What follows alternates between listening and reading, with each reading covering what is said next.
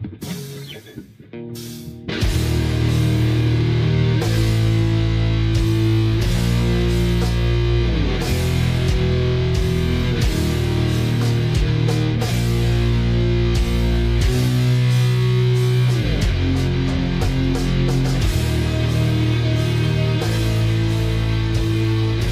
up, dads? Your boy Big Dave here with another episode of Kulture Dads, Age of Sword and Set. So, what is up, Mr. Mike? How we doing? I'm doing good, Dave. Yeah, I'm just plowing through the next couple of things that are going to come out this month for Imperium Press, and it's doing my head in because it's a very complicated book, but it's like guys are going to love it. The next two releases are just going to be absolutely off the hook. I think guys are going to be digging those big time. Hell yeah. You know, we should do it. We should do a whole episode sometime talking about what it's like to be a publisher, because I'm doing the same thing. I'm exhausted, like trying to balance kid life and dad life and also trying to get these books done and get them out and, you know, worrying about the sales and, you know, this kind of, so there's like a lot that goes into being a publisher. So maybe we should do an episode on that sometime. But today, go ahead.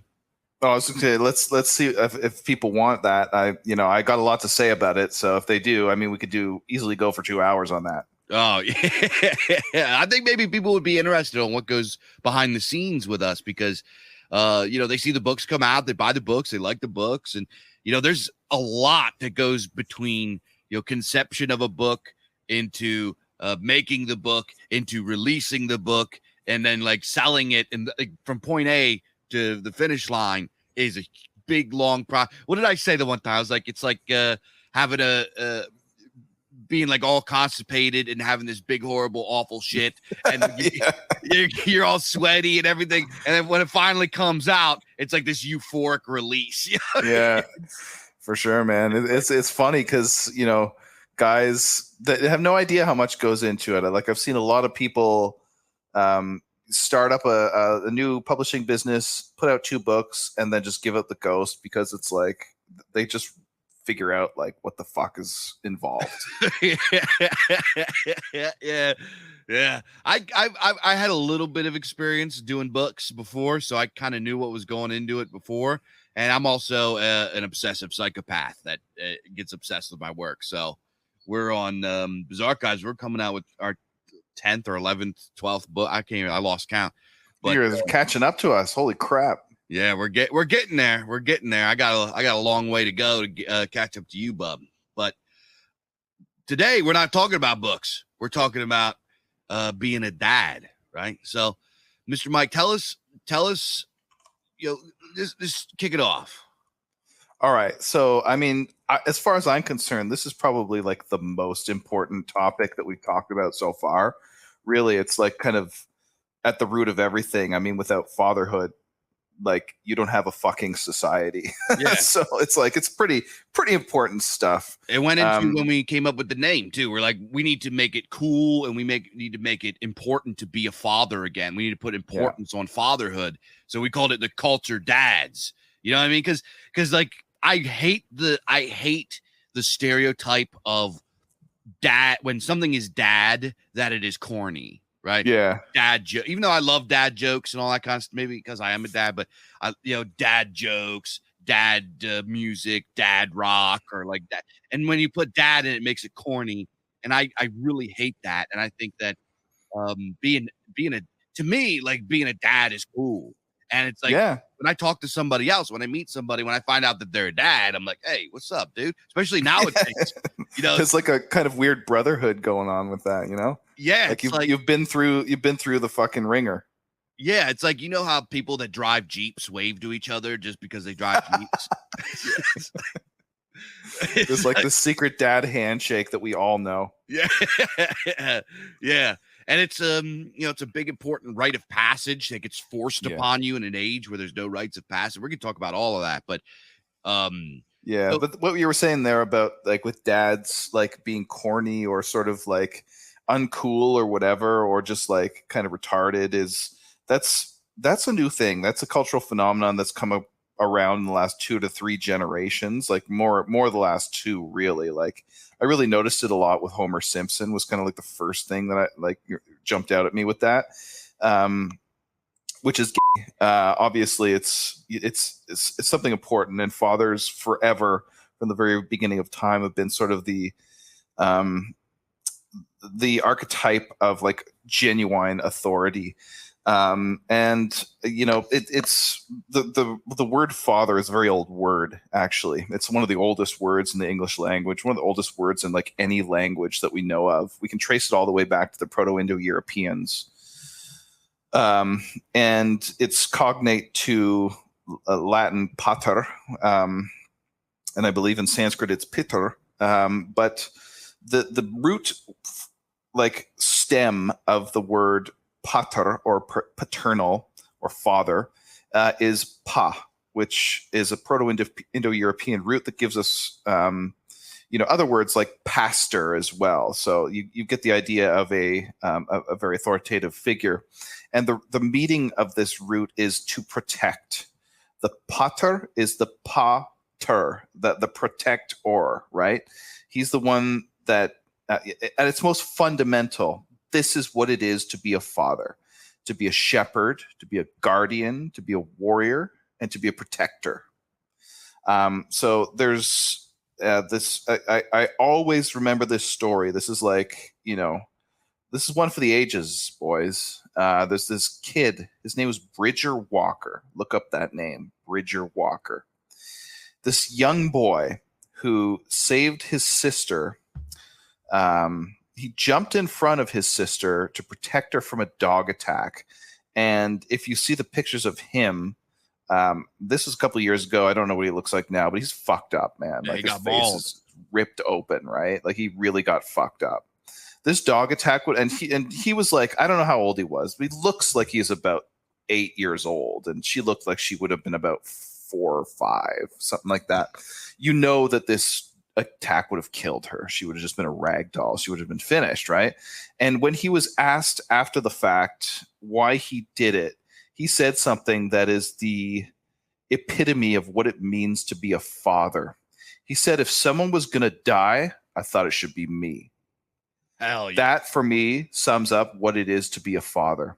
He's the protector of his family. And as we will get into moving forward, the notion of father has more to do, is more than just a mere genetic relationship. That's obviously part of it, but it's not the only part of it. The root of it is this protector notion. So I thought that would be a good place to start with that. Hell yeah. Yeah, that's also like to be there are plenty of guys out there that have sired children, but there are certain guys that just have dad energy. You know what I mean? Yeah. For my dad has dad energy, not because he's got a bunch of, my dad had me and my brother, and then he went on, had another marriage and had more kids. And it's not because he's got a bunch of kids. It's because my dad is just this well of wisdom. You know what I mean? Anything that's in his wheelhouse of something that he could possibly know, if you ask him a question, he will give you a 20-minute dissertation regarding all of the details of it, how to do it. Yeah. And he knows and that's something that's in my family. My grandfather was like that times 10. My grandfather was like a living example of a yeoman farmer. You know what I mean? He grew up a coal miner. He then went and served in World War II, and then he took himself to school to become an engineer. Had a very successful career as an engineer. Meanwhile, he started a side business as a beekeeper, became a really important member of the beekeeper industry. He was on boards and he was really active in bees and like the saving bees and the industry of honey, and won awards for his honey and like all this kind of stuff. And but the thing is, my parents got divorced, and I got kind of estranged from that, so I never really got to know him. And I kind of it was pretty like, I regret it now, and it feels kind of sad now because I had to. I developed a relationship with my grandfather like in his last days. He was like 99 years. He lived to be at 99. Like this guy was tilling. Shit. Yeah, he was tilling his garden up until he was like in his early 90s. This guy was like going. He was like an Iron Man. And even then, like on his deathbed, they're like, he's just strong. He's just a strong old man. He just, he went when it was his time to go, right? When he decided when he went. So I went and we cleaned out the place that he was living at. And I learned about my grandfather through his books and through his writings. This guy, he was very devout, Church of the Brethren, Protestant guy. He was like a deacon at his church and very respected and like all this kind of stuff. He was like the kind of guy that no matter where he went, he got respected, right? But I really learned a lot about him and how, because I always thought that he was this like, because he was this very stoic, straight-laced, he wasn't like me. He didn't really have a lot of humor. He was kind of quiet. He was not the kind of guy you take to a party. He was, he wasn't really a fun-loving kind of guy that had all kinds of jokes or whatever. He was very, very stoic, learned man. But I cleaned out his books. I have Marcus Aurelius meditations from his collection printed in 1940 something right here beside me. I guess it's 1960 something from the Harry Regenery Company from Chicago, Illinois, right beside me. He had Euthyphro Dilemma. He had books on all these types of math. Like he had notes all over his house. He was just a brilliant, brilliant man, and started all these businesses. Or just had this incredible legacy. And on top of it, he just had mega dad energy. Everybody in I start talking to people at his funeral. Everybody in his community, no matter where his community was, went to him for advice, went to him for wisdom, went to him for counsel. He was like the boss in all things. And very recently, I was at an event and a guy came up and we were talking. And he's like, dude, you have total dad energy. I was like, yeah, I got my kids here. And he's like, no, I mean like overall. And I was like, I thought about it. I was like, I inherited that from my grandfather. That kind of like wherever I go is somewhere that I make a stamp and people respect, the presence of me and my kin and stuff like that. So being a father is more than just siring a child. Now, obviously, I think that in order to reach that, the overwhelming majority of people need to sire a child before they learn how to do that. But I would agree. There's much more to being a father, to the spiritual essence, the archetype of the father than just siring children. Yeah, no, most definitely. I mean, and the sort of like archetype of the father is really authority, or actually maybe it's the other way around. Maybe you could say that the archetype of authority is the father. I like that. And that there's a definite, not just an etymological connection between being an authority and being an author of something. So, I mean, certainly the siring has something to do with it as well.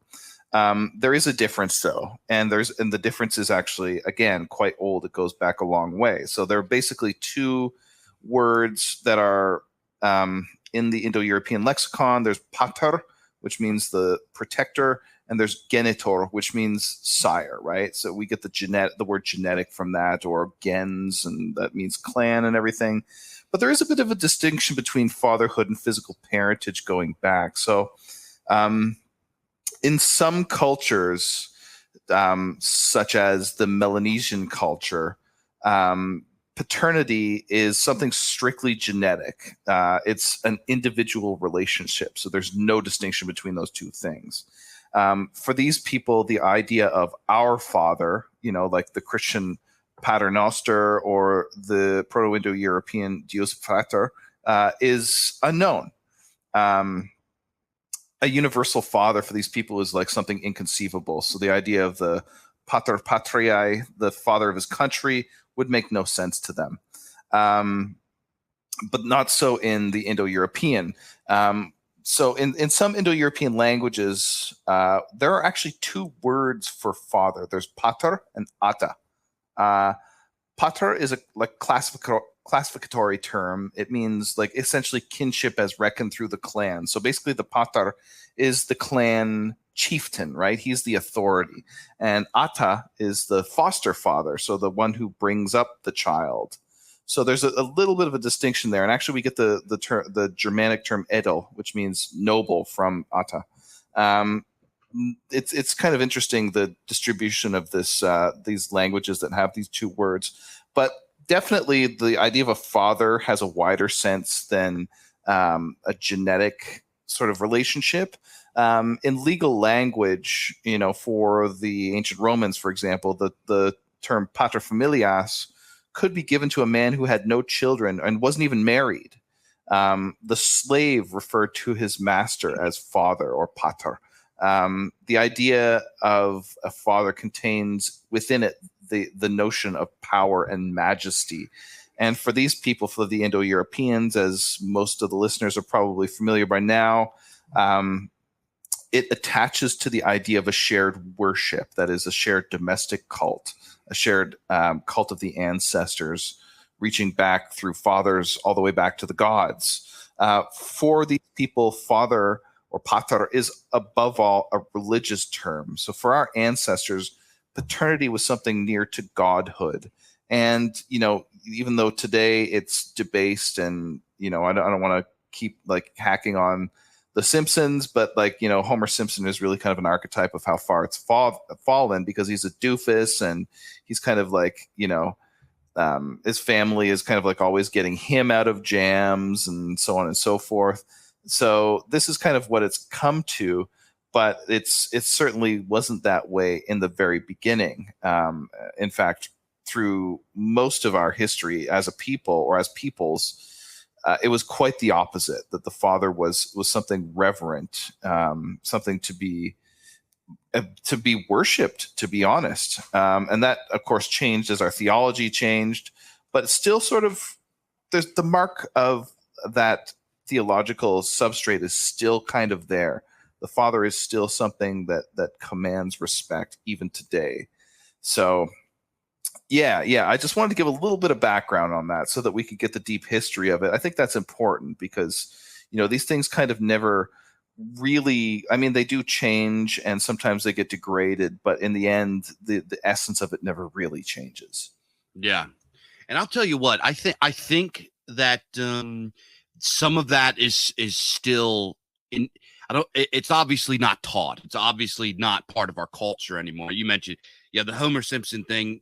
I think it is important to point out there's just an absolute subversion of the father archetype in modern media that makes dad out to be a doofus. It makes dad out to be a fat retard. It makes dad out to be just like a fool and somebody that needs whatever. You got Homer Simpson and Peter Griffin, and before that you had the sitcoms, the Bundys, and dads are perverts, dads are idiots, dads are corny. And I absolutely hate this. And I think it's purposeful. I think it's on purpose that they did this subversion, because they know. Oh, yeah. Because if you look like a generation before that, if you just look at media, right? If you look at entertainment, just before that, dad was still respected. The Leave It to Beaver 1950 shows and stuff like that. When dad came home, everybody was like, all right, dad's home. Now we got to make sure he has a place at the table. We got to make sure his food's hot. We got to make sure he's got something to drink. Hey, dad, I did all my chores today, blah, blah, blah. You reported to dad. When dad came home, you reported to him. And, this is something that I kind of had in my early childhood. My dad worked a lot of hours. Unfortunately, my parents had a pretty lousy marriage, so it wasn't as like squeaky clean and traditional as you would see in those kinds of TV shows. But a lot of kids just before, I guess a generation ago, the boomers had this is what they grew up with. They grew up with dad was in charge, and when dad came home, you reported to him, and what dad says goes. And if dad says you're not to marry or to date this person, you listened, or else. Right. And a lot of times they didn't have to roll out the or else. You just did it out of respect and reverence. And, I saw this a lot in my own grandfathers on both sides. My mom's dad who was Italian, came from Calabria. He was the boss, right? You came to Christmas dinner, not because you were scared of him, because at this point he was a little old man in a wheelchair and he was like in his last days, but you did so out of fear of his disappointment. You did so out of fear of his scolding. If he scolded you, that's something that cut deep, right? When this guy talked, the whole room went quiet so they could hear him. This guy was a big dog, even though he didn't make a whole lot of money in his life. He did sire quite a few children, but on top of it, the whole family respected him. He was the patriarch.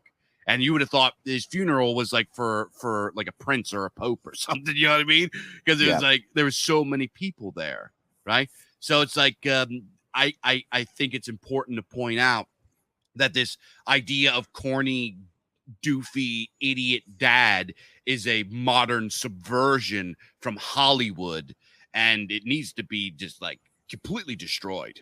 Yeah, it is absolutely a subversion. You can see why that would be done too, because I mean, ultimately, the sort of like short account of how like power has changed over time, at least in the last, let's just say, a few centuries, is that power just always tends to centralize itself. And the way that it centralizes itself is essentially by stepping over or capturing, like castles, these intermediary structures. So you've got, let's just call it, I mean, this is a lesson straight out of Chris Bond's Nemesis, but let's just call this the power center like the government, for lack of a better term.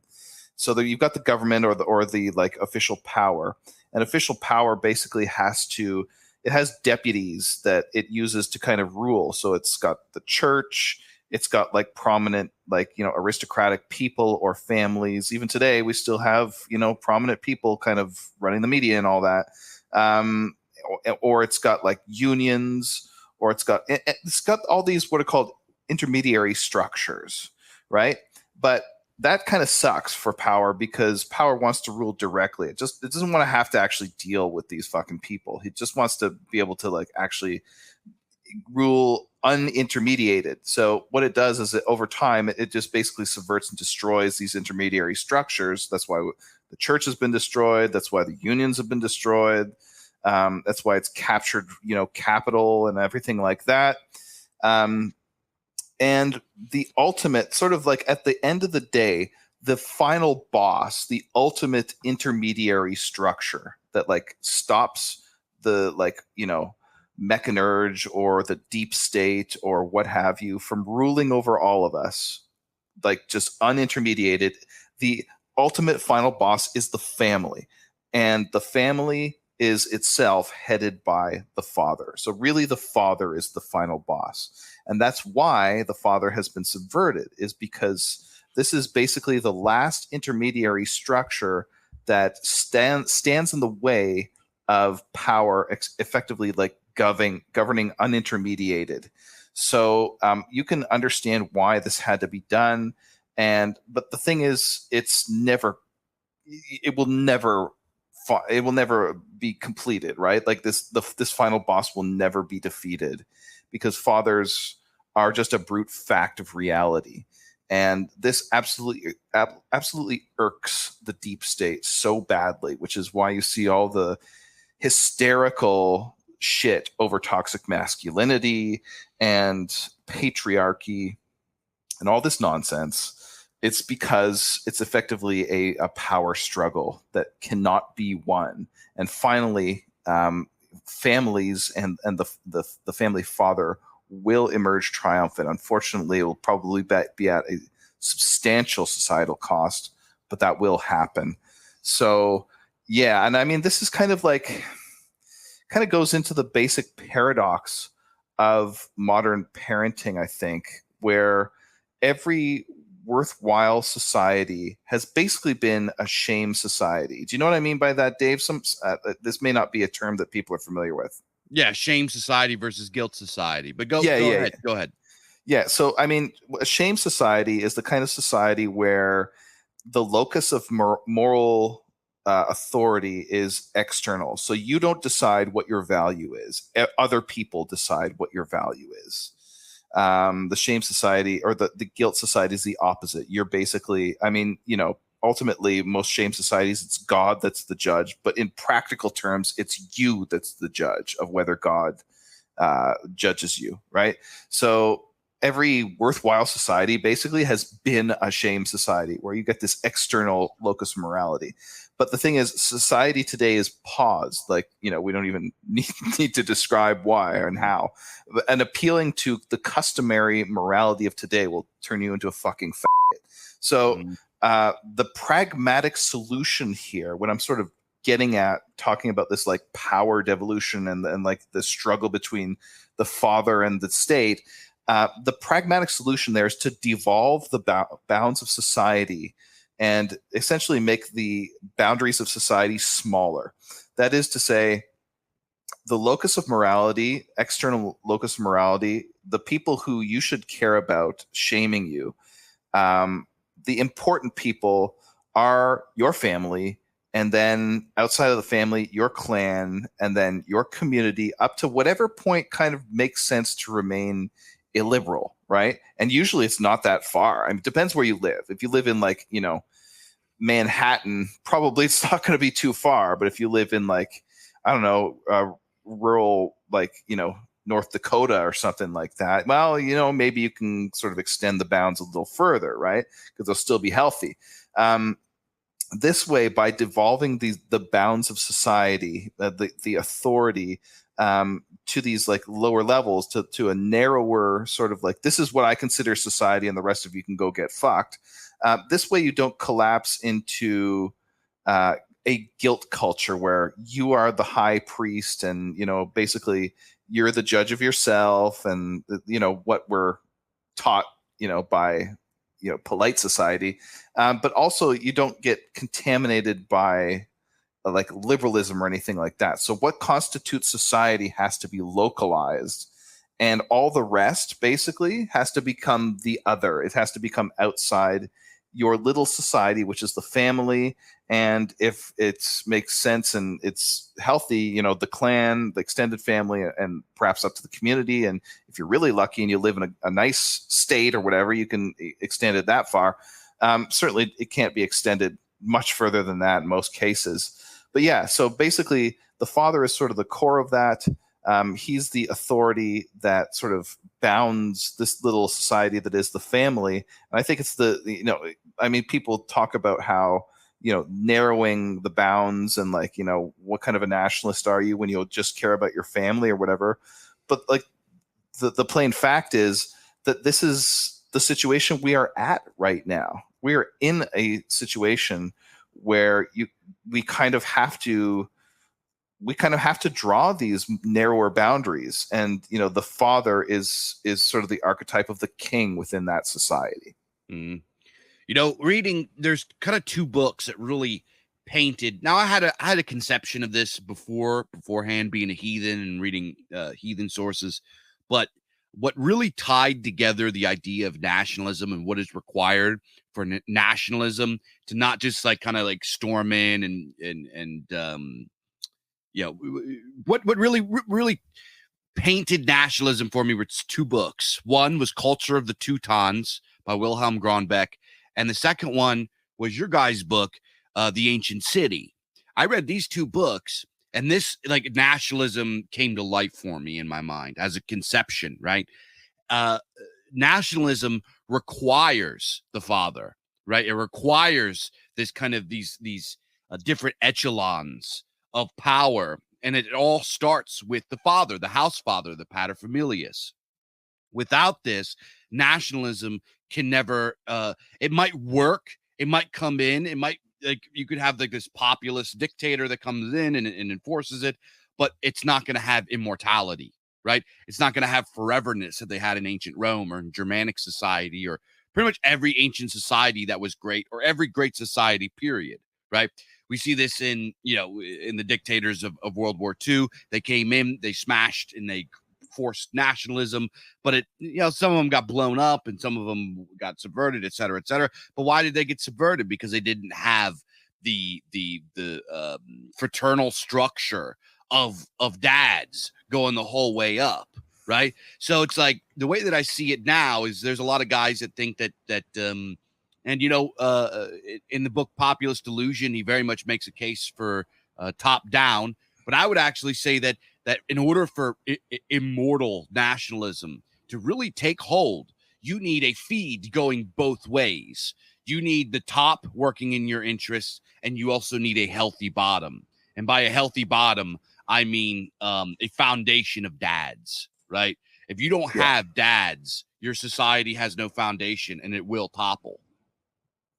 Yeah, absolutely. And this is the whole lesson, the geopolitical lesson, or the at least the political lesson at the heart of the ancient city, is that the state, the healthy state that built everything, it built ancient Rome, it built the Roman law, which is the basis of much of our legal system, and it built so much else. The whole basis of that is the idea of fathers all the way down, right? So you've got the house father, and then the house father, is sort of exists in a sort of community of peers of other house fathers, and the chief among him is sort of the clan chieftain. The various clan chieftains exist in a system of peerhood with other clan chieftains, and the chief among them, the foremost clan chieftain, is the tribal chieftain. It goes on through a few more sort of concentric circles all the way up to the king. And the king is basically the father of the father of the father of the father. He's the pater patriae, right? He's the father of his nation. And by father, we mean here something, I mean, for these people, at least back in the archaic period, it meant a literal genetic relationship, or a relationship of worship.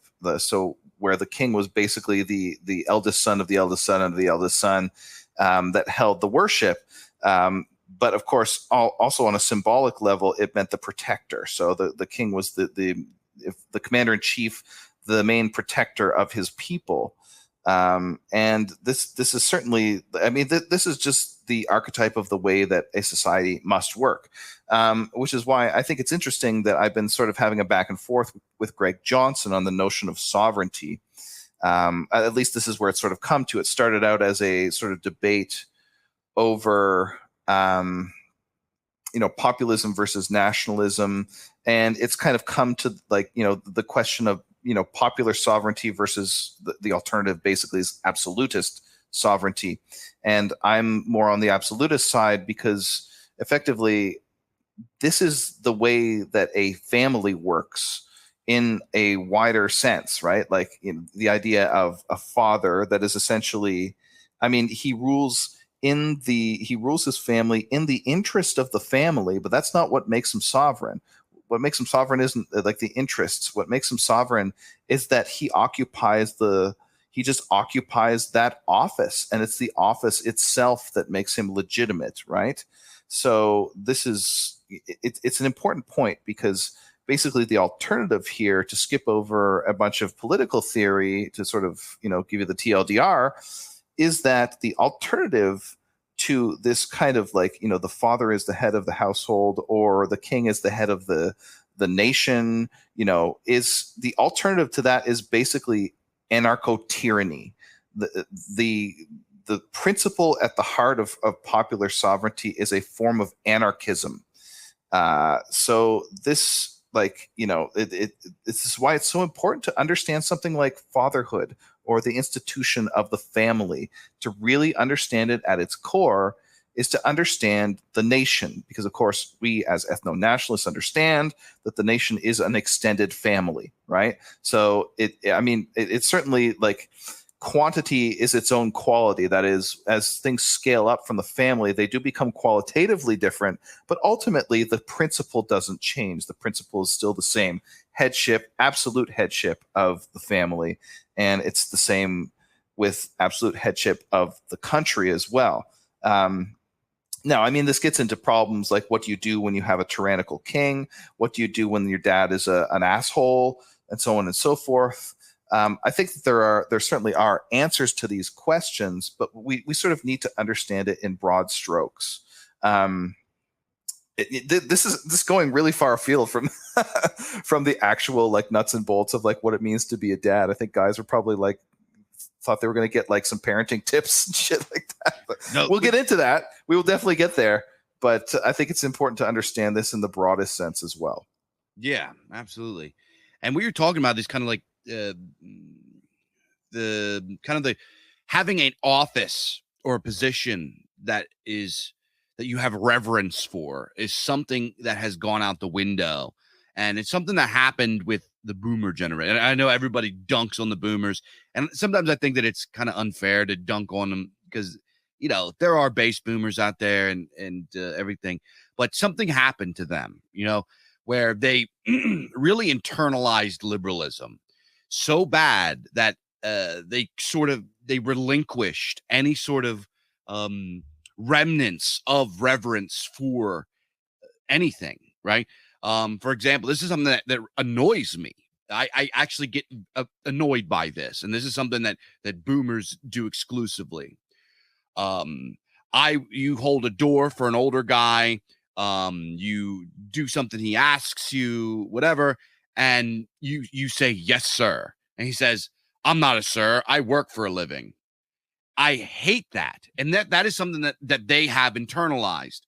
Even if there was the reverence for for the office of the father, I think that modern men wouldn't be able to accept it, right? They wouldn't be able to operate in it. They would have to make a joke about it or be ironic about it or not want it, or they have this like visceral reaction to reverence for themselves, to having authority, which is pretty strange because of how much like histrionic Machiavellianism is in people's personalities now in liberal society, right? So it's just bizarre to me. So it's like, I'm not sure that modern men would be able to be traditional fathers because they would feel awkward. They would feel strange. And this is something that happens in multiple things. Anytime that you see, like, for example, you're at like work or whatever, you have some sort of you recognize one of the employees for some exemplary thing that they did, and they're like, oh, come on, oh, stop, blah, blah, blah. They can't even like accept like congratulations. They can't even, it's like irony and modernism and liberalism has become so internalized that it has poisoned men when it comes to accepting reverence on any level. And I think that it's time for us to consciously make a change for that.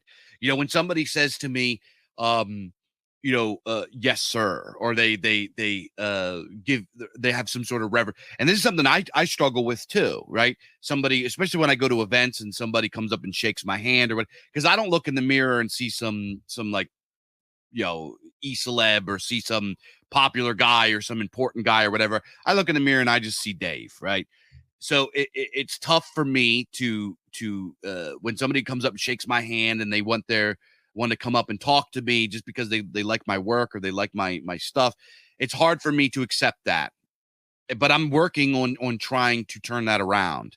I think that we as a whole need to turn that around because being a dad nowadays is tough. Even though we don't have the reverence for the position of fatherhood that we did once upon a time, we also don't have the support structure in a practical sense that we did once upon a time. Being a dad now is tough. You're on an island. You and your wife are on an island raising them damn kids. Grandma or grandpa might be around a little bit, but other than that, you don't have the practical hands. You don't have the hands present to help you raise a big family, to help you manage a big household. You don't have that. So you have to be all of the above, right? You have to be a dad. You also have to know about X, Y, and Z. You have to be an accountant. You have to be a gardener. You have to be a carpenter and a plumber, and you have to be everything. And it's tough. Yeah, that reminds me a lot of this quote from Robert Heinlein. I won't even try to quote it because it's magnificent, and it's kind of a long quote, but it basically goes through. It says, like, being a man is about being able to design a bridge, write a poem, change a diaper, lead a expedition, follow a leader, and so on and so forth, and doing all this random litany of shit that like doesn't hang together. And then at the end he says, because specialization is for insects, right? You as a father, you as a man, just as a man, not as a father, just as a man, as a fucking vertebrate that has a spine, that can stand up on his own 2 feet and like wipe his own ass, has to be self-sufficient. And that means that you got to be able to do a whole bunch of different things, wear a whole bunch of different hats. And that this is what fathers have to do every single day. And this is the part of the learning curve of being a father and becoming a father. But just to kind of circle back a little bit to what you're saying there about the sort of like boomer worldview of like, don't call me sir because I work for a living or whatever. Like, I mean, this is just kind of it is insufferable, right? Because it's kind of just it's like a holdover from the fucking like French Revolution or something idea of like, rejecting any notion of hierarchy or pedigree or anything like that. It's really cringe, to be honest. But that said, there is some precedent for that in our deep history as peoples. As Indo-Europeans, we tend to, our conception of authority is something like primus inter pares, right? First among equals. That goes back a long way. This is the way that the Roman state was organized, even into the imperial period, right, where they really did have a king. They didn't call him a king, but they had a king, the Caesar, right? And there's an anecdote of Caesar. I mean, the Romans were famously like king phobic, and it kind of eventually tanked their society. But there is an anecdote of, because when Caesar basically seized power, there was a worry that he was going to declare himself king, because this was kind of anathema in Roman society. It was just something he didn't do. So they brought him the crown, and he pushed it away. He pushed it away, I believe, twice, actually, which basically was him signaling that he is not a dictator, that he is one of our guys, like he's one of the people, and that this kind of, he's not a sir, so to speak. I mean, of course, it's Caesar back in the classical era. So I mean, this is like far more like paternalistic and hierarchical than anything we couldn't even imagine him today. He would just be such a fucking duce, right? But at the time, right, this was him kind of like signaling that he is one of us, right? And that this is part of who we are, but it has just been subverted and amplified and just like blown so far out of proportion that's devolved into this like false modesty. Like you were saying, like it's almost like an ironic, like any man who takes the mantle of authority has to do kind of in such a self-flagellating and like ironic way, like this irony bro king or whatever. And I mean, I think that there are reasons why that was introduced into our culture over a long period of time. This sort of like, being uncomfortable with being the boss kind of thing. There are reasons for that, but it certainly has like yielded this like just it's like the irony bro king sort of archetype. And it's terrible. It's absolutely terrible. And there's no great man that's possible with that worldview. And like the great man, according to Carlyle, is the man that just exudes sincerity. Like he doesn't fucking understand irony. The great man is just totally and utterly sincere. And I mean, for Carlyle, some of the great men that he went through in his famous book was like Odin was one of them. Another one was Muhammad. Another one was, I think he talked about Napoleon. He went through this like just litany of great men, and like all of them were just were like guys like your grandfather, what you were talking about. It's like he may not be like the funny jokey person, but like he has gravitas, right? He's like, when he speaks, people fucking listen, right? And it's because, if I could venture a guess, that your grandfather was probably a very sincere man. Like, it doesn't mean that he's like had no sense of humor, but it just means that he means what he says, and he's not just kind of like, irony bro about it or whatever. Like that's the total opposite. So when I see this kind of like irony bro culture that's sort of like part of the dissident right, especially when it's part of the dissident right that like wants to style itself as this like ultra conservative or whatever, it's like, give me a fucking break, dude. It's the opposite of authority. But I'm sorry, I'm rambling. I don't know where I started with that. No, dude, I agree. So I have gotten to the point that I don't have time for irony bros. If like I'm a guy, I have a big sense of humor. I like to joke around and stuff like that.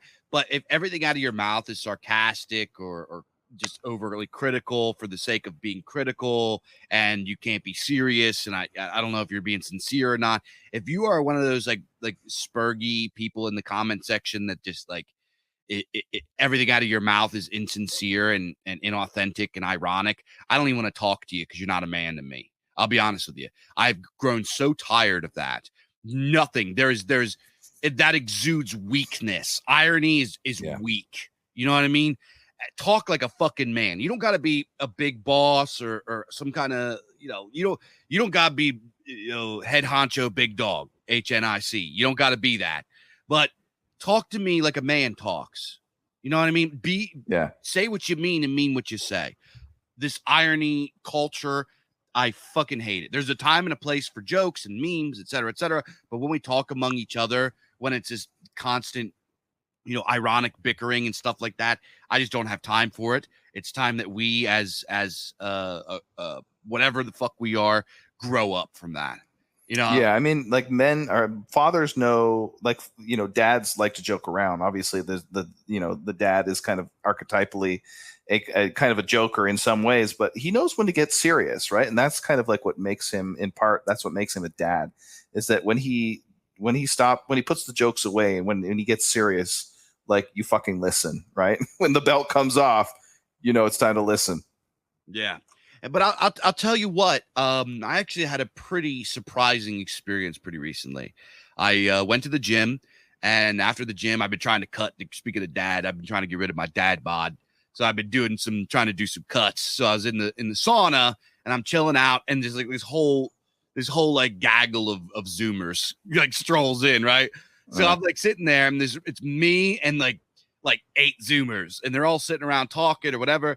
I get involved with their conversation, et cetera, et cetera. And then they ask me about, what do I do? They started to get to know me.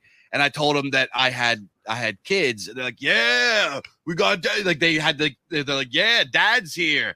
And they're like, how many kids you got? And I was like, I got 3 kids. They're like, whoa, well, you're the man, bro. You're the fucking man. So there's this like, there is this culture still. They get it. It's there, right? They understand it intuitively. And they asked me some questions. Like it immediately came into, what would you say to somebody that's going to have their first kid? And I was like, shit.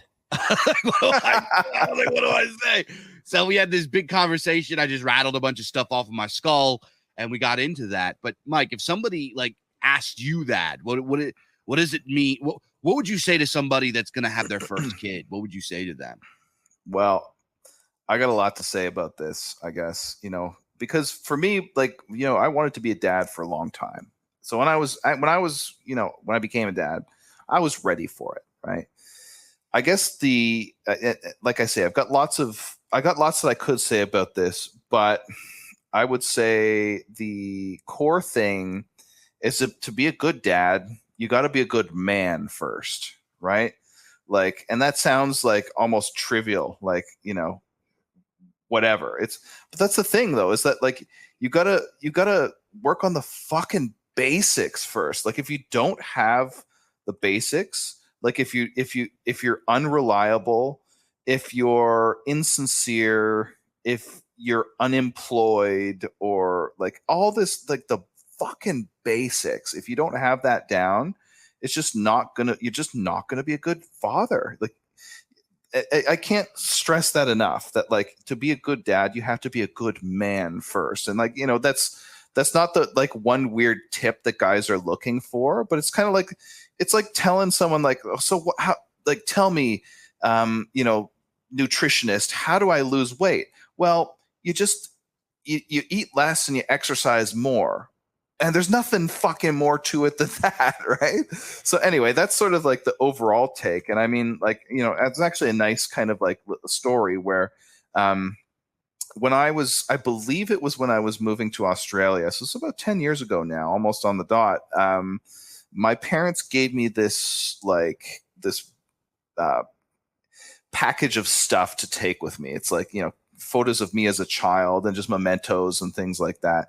And there was this one like little package that I had where I pulled it out and I opened it up, and it was a whole bunch of like coins and stuff like that, like really old coins that had been collected by my maternal grandfather, who was the only grandfather that I knew. And even then I only knew him till I was about 3 before he died, but I did get to know him somewhat. And he had been waiting for a very long time to have a grandson. He had 4 granddaughters before I came along. So he was really excited by the time I came along. And there, along with these with these coins was a little note in there. I read the note, and I'm just remembering it off the top of my head. But it said something like, Mikey is what he called me. I know you're going to be a great man someday, but it's enough that you be a good man. Right. And I think that's like, you have to take that under consideration, right? Like, being a good man is what comes before being a good dad, but it's enough to be a good man. Right. And a lot of like guys get really fucking stressed out sometimes about being a father. I know you got a story about this, Dave, being stressed out about it, worried about it. Like, am I going to be the man I need to be? And like, how am I going to screw this little person up? And like, they get themselves tied into knots about it. But the thing is, first of all, if you understand the like biology of how people develop, about 80% of it is genetic and about 20% of it is like environmental. Now, this doesn't mean that like, genetic determinism, so to speak, where it's like, your kids are like carbon copies of you and your wife or whatever. There's a lot of variation. Like, my kids are very different between them, right? But who they are is in a large part sort of mapped out by who they are at birth.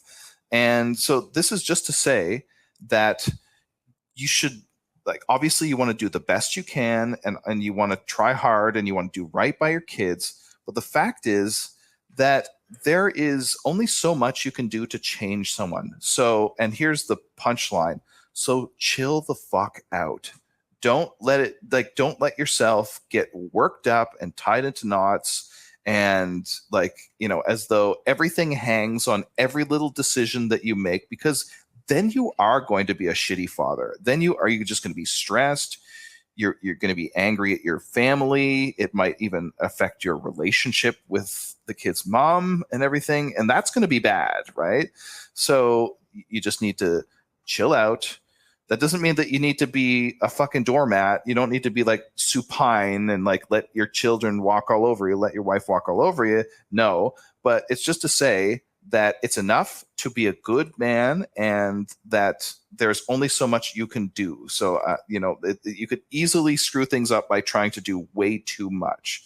That would be kind of my overall take. Like, if I was going to give a father to be one piece of advice, I think it would be that. There's a lot else that we could say about it. You're talking before about how, because of the structure of families, the nuclear family, it's like, it's you and your wife, but maybe the grandparents are like kind of involved. One other thing I would say is that you need to have a support network. And this is something that's really hit home to me, having left my home country, come to a new country, is that if you don't have that support network, it is fucking hard.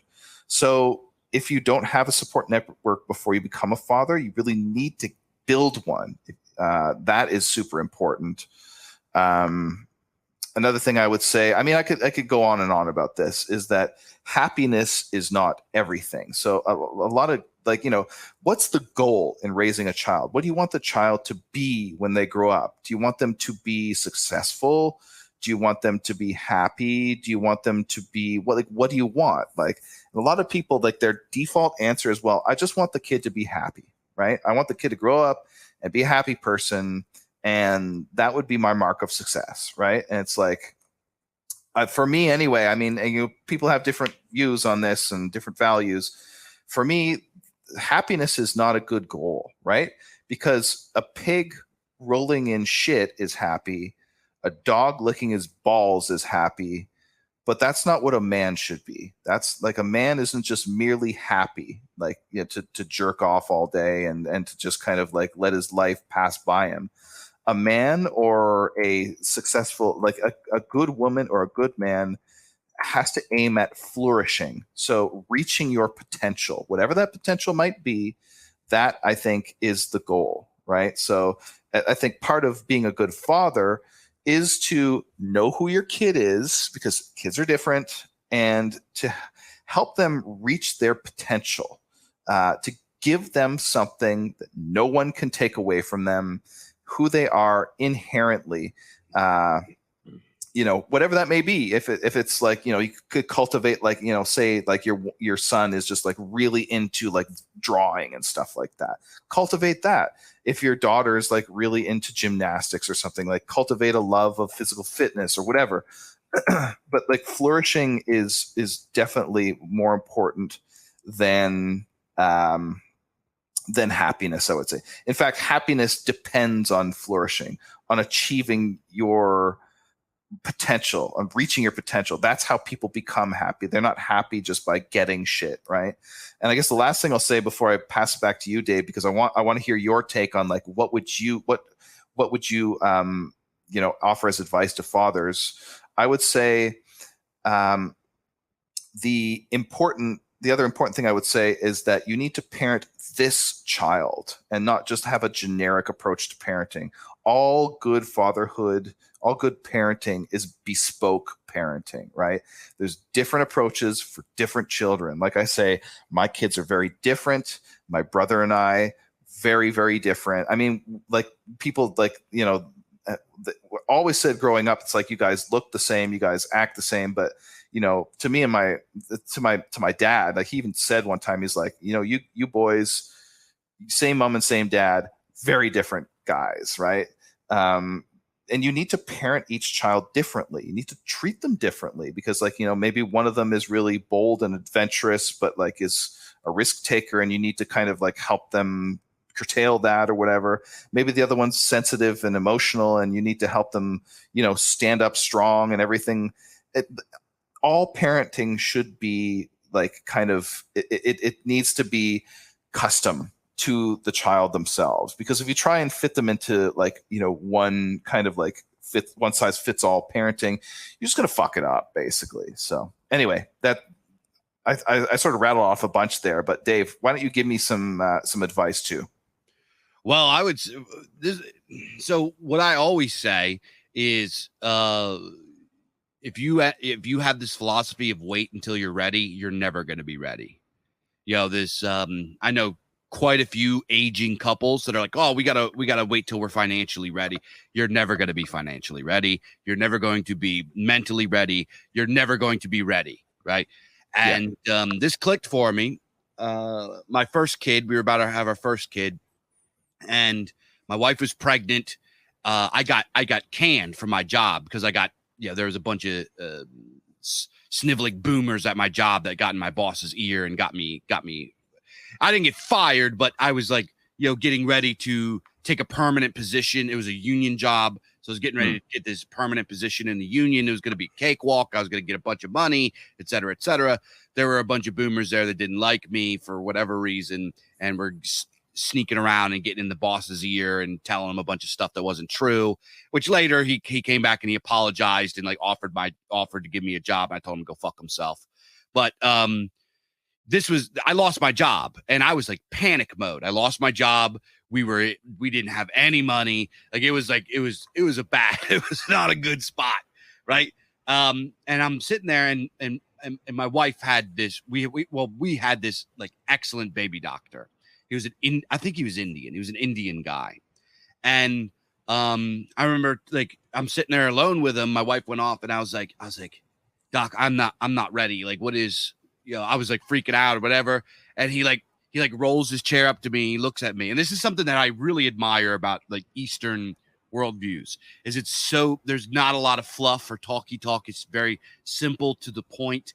And it doesn't sound like this big verbose, profound thing, but in its simplicity, it has great profundity.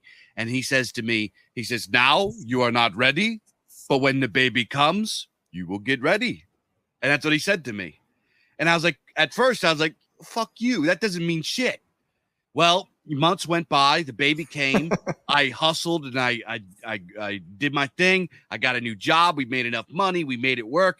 And guess what? He was right. I wasn't ready. Yeah. The baby got here. I became ready. And that is what will happen. If you're like, oh, we've got to make sure we have X amount of money, or our house is this and the house is that, blah, blah, blah, blah. I got to read these baby books. I got to make sure what's in my bank account's right. We got to have insurance, etc. Dude, fuck all that, dude. What's more important is that you are young when you have your kids. For sure. You are young. People really, really like underestimate that. Sorry to cut you off. Go on. Oh no, I know quite a few guys that like had their first kids like in their 40s, and they're gonna be like in their 60s when their son turns 21. They're not even gonna be able to go out and party with their son when they turn 21. They're not gonna, when their son, they're gonna be old, and this is a problem. You don't want to be an old dad. Now, I mean, if that's the only option available, sure, do it. But it is much more preferable for you to be a young dad, and it's better to be young and broke and have that energy, have the youth on your side, than to be like old and established and have your kid as an old man. It's just the way that it is. Another thing I would say is make sure the woman you're getting with isn't a rotten whore. Just about every father. Very underestimated advice. Yeah. There's a lot of guys don't get that one right. There's just about every father I know in real life is a single dad because they had a kid with some rotten fucking whore. Right. Yeah. A lot of times they got with this rotten fucking whore because they didn't have a dad around, or their parents weren't around to tell them that person was a rotten fucking whore. They had a single mom that was like, no, she's great, blah, blah, blah, blah. And they didn't have a figure to come in and say, do not have children with this rotten bitch. This is a woman that will ruin your life. And they will too. And here's the thing is that the way that modern society is, if a woman decides she wants to ruin your life, she can. The entire state will be on her side with zero evidence and with all of its weight. She will drag you into the court. She will rake you over the coals. You will pay a ridiculous amount of child support for the rest of your life, and she will lord over you just for the ability to lord over you. She will use the kids as a fucking bargaining chip to squeeze as much money as possible, weaponize them against you, and if she finds another man, she will work to replace you and erase you from the equation. And that's just the way that it is. So do not breed with a woman like this. Find a good woman. And it's not all about I see guys on Twitter, there's a lot of these manosphere guys that are like, well, we have to find a woman that's at minimum 8 out of 10. She has to weigh this amount, et cetera, blah, blah, blah. Dude, it's better to have a pretty chubby girl that loves you and is loyal to you and doesn't break your balls than some like hot babe super whore that's gonna rip you off. Or be like you're at work and she's like blowing the neighbor or something. There's the priorities of a lot of these guys on the internet are so fucked up and retarded. Do not listen to them. Right. Oh yeah. These fucking manosphere guys, man. Oh, it's retarded. It's absolutely terrible. Another thing I would say for guys is learn the home remedies. You know what I mean? Things like bliss water to cure chronic hiccups. Things like castor oil for when your kids get constipated. What to do when they barf or they have a stomach virus.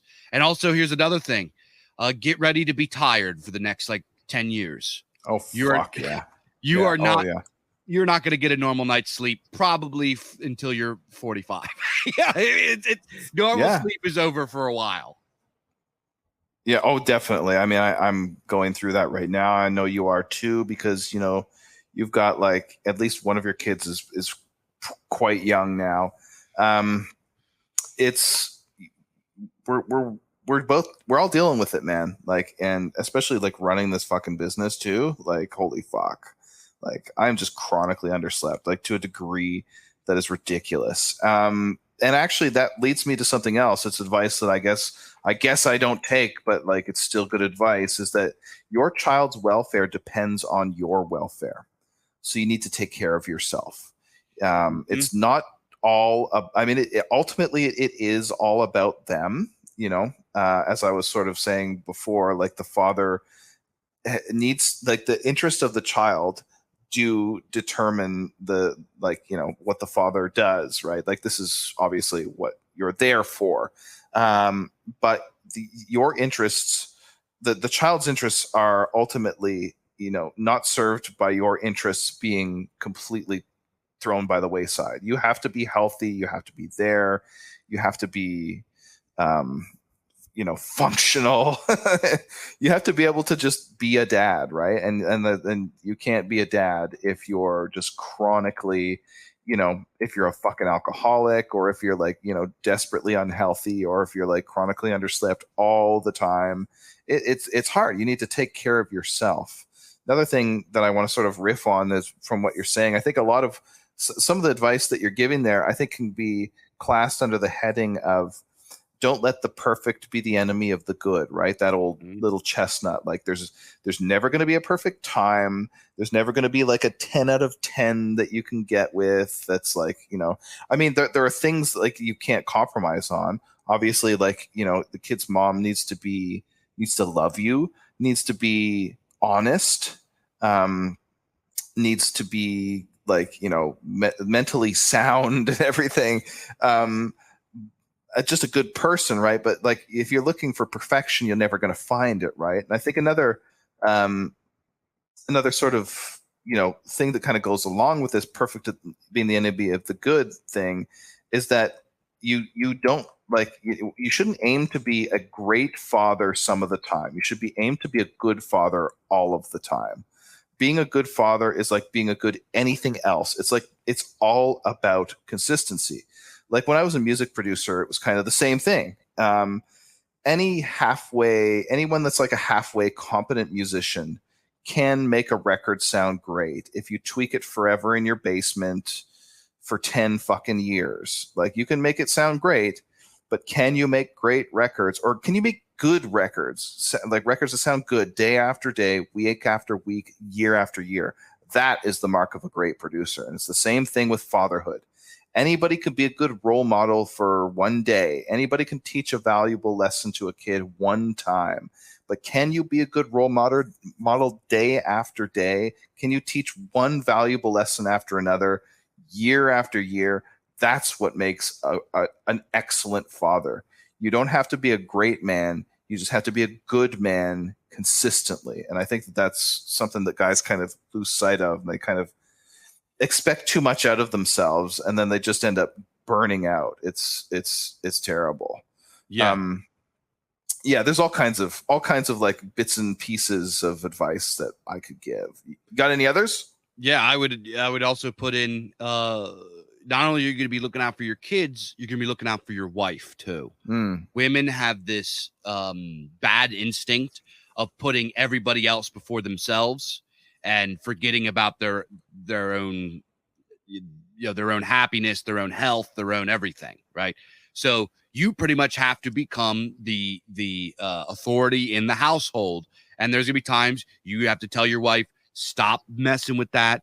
go get some sleep, or go get something to eat, or do this or do that. You have to look out for your wife too, because she's going to be completely absorbed with what the kids need, with what the family needs, and she's not going to look out for herself.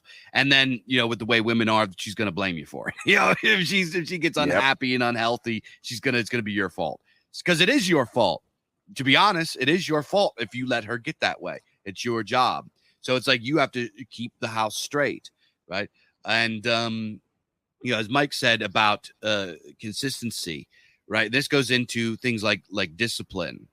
Discipline is super important, and this is a point of contention for in modernity with the role of the father as the disciplinarian.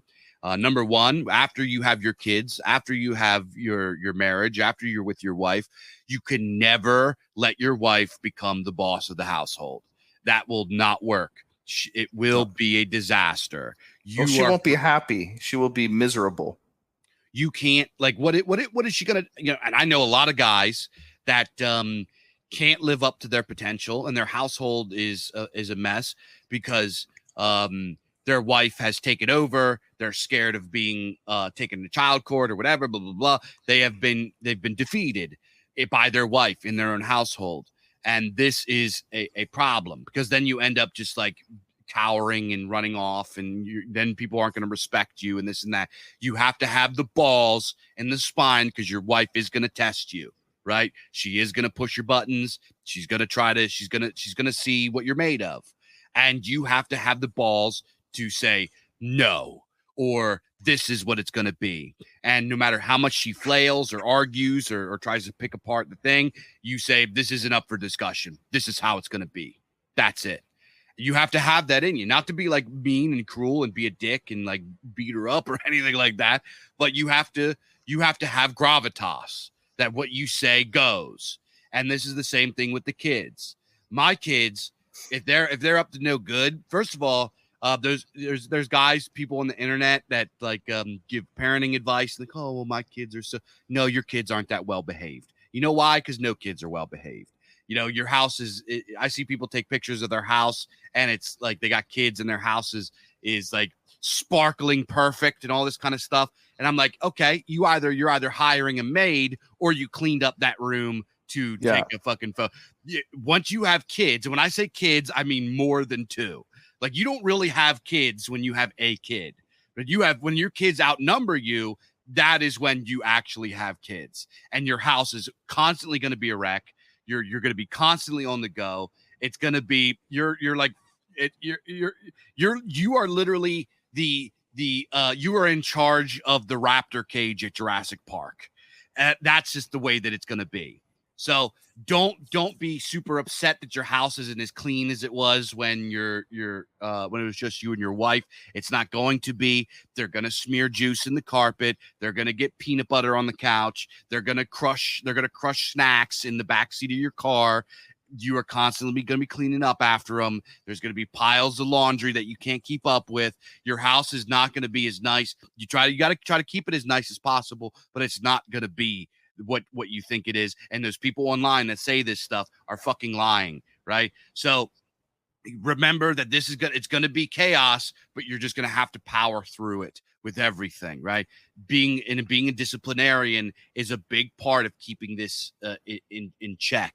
My kids, when they're doing something bad, because they're kids, my kids aren't bad kids. They're really, really good kids, and they're very they're extremely intelligent, and they've huge personalities, and they're funny, and if you meet my kids, you're gonna love them. They're so full of personality and funny and weird and all this kind of stuff. But with that comes fucking bad stuff that they do. So when they're up to no good, I hear thumping around, I hear screaming, I hear something bad going on. When they hear dad coming, they sit down on the bed, they put their back straight, and they're like, oh, because they know that if dad comes in here and there's some bullshit going on, they're in fucking trouble, right? Yeah. I don't do this peaceful parenting stuff. That's, first of all, the peaceful parenting nonsense was invented by some feminist cunt named Elizabeth T. Gershoff, Dr. T. Elizabeth Elizabeth T. Gershoff at the University of Houston, and she created this whole thing about corporal punishment and spanking that which was pretty much the only evidence that she used was like a survey that she did on Survey Monkey. She laundered a bunch of money, and she teamed up with this hyphenate libtoad named Andrew Grogan Kaler, and they created this whole big narrative about anti-spanking, and if you spank your kids, it lowers their IQ, and like all of this like completely made up bullshit.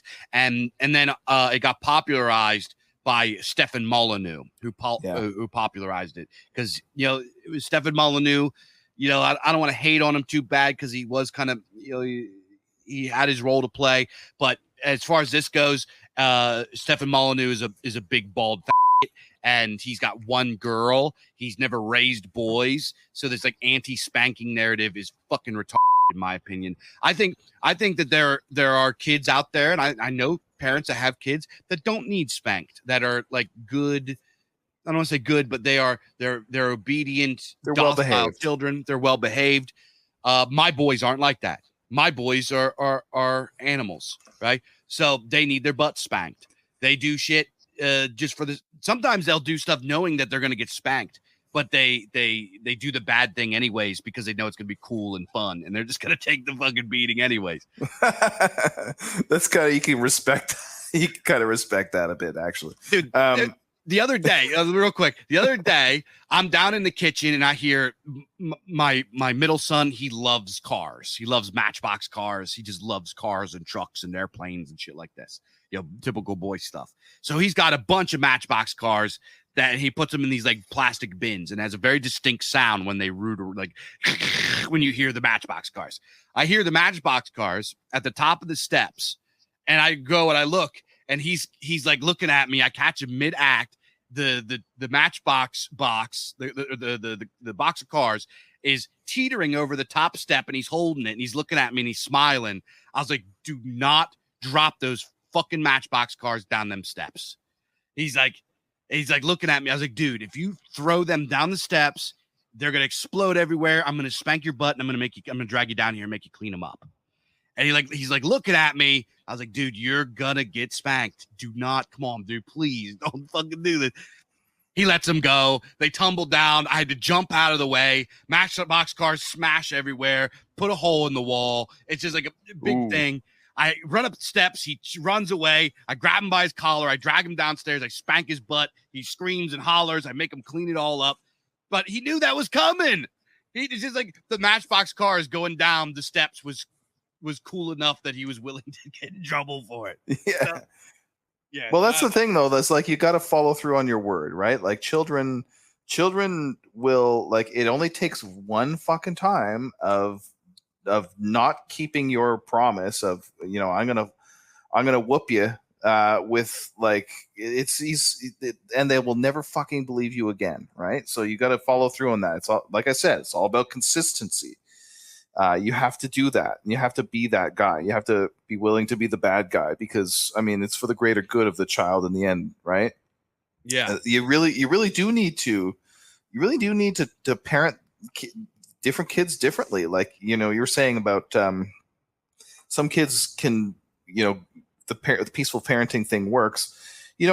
I find that the parents that are the most confident about what it is to be a good parent and how to do it, and they've got it all worked out, and they've got a system, and they've got a scheme, and they've got a philosophy, and they've got they've got a book in them of how to raise children and how to be a great parent, are usually the ones that have one child. Their sample size of evidence, their data set is one fucking datum.